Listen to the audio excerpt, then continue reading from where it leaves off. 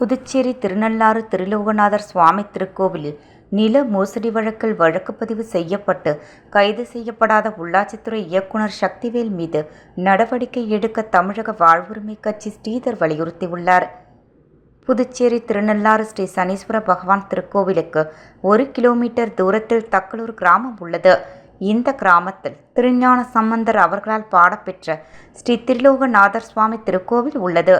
இந்த கோவிலுக்கு ராஜராஜ சோழன் சார்பில் நிலங்கள் தானமாக வழங்கப்பட்டது. இந்த கோவில் தற்போது காரைக்குடியை சேர்ந்த நாகராஜ் செட்டியார் குடும்பத்தினரால் நிர்வகிக்கப்பட்டு வருகின்றது. இந்நிலையில் பல்வேறு கட்சி நிர்வாகிகளால் ஆக்கிரமிப்பு செய்யப்பட்டு நிலங்கள் விற்பனை செய்யப்பட்டது.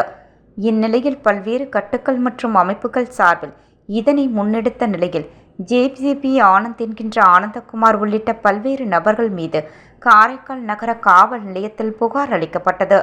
இதனையடுத்து சிறப்பு புலனாய்வு குழு அமைக்கப்பட்டு விசாரிக்கப்பட்ட நிலையில் துணை ஆட்சியர் ஜான்சன், இடைத்தரகராக செயல்பட்ட சிவராமன், திருமலை ராஜன், காரைக்கால் நகராட்சி நில அளவையாளர் ரேணுகா தேவி உட்பட்டோர் கைது செய்யப்பட்டனர்.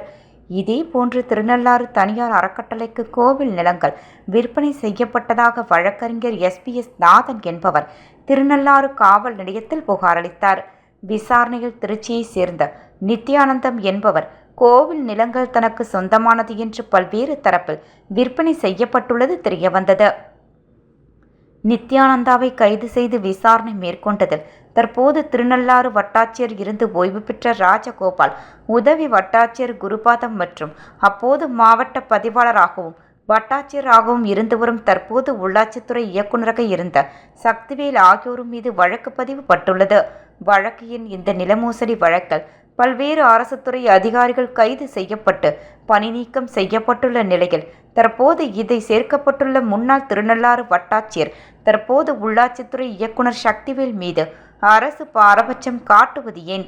அவர் கைது செய்யப்படவில்லை, பணி நீக்கம் செய்யப்படவில்லை என்று தமிழக வாழ்வுரிமை கட்சி கேள்வி எழுப்புகின்றது. வழக்கு பதிவு செய்யப்பட்டும் அவர் மீது நடவடிக்கை எடுக்காத பட்சத்தில் அரசை கண்டித்தும் அவருக்கு உறுதுணையாக இருக்கும் அமைச்சர்களை கண்டித்தும் விரைவில் உள்ளாட்சித்துறை இயக்குநர் அலுவலகம் முற்றுகையிடப்படும் என தமிழக வாழ்வுரிமை கட்சி சார்பில் தெரிவித்துக் கொள்கிறோம்.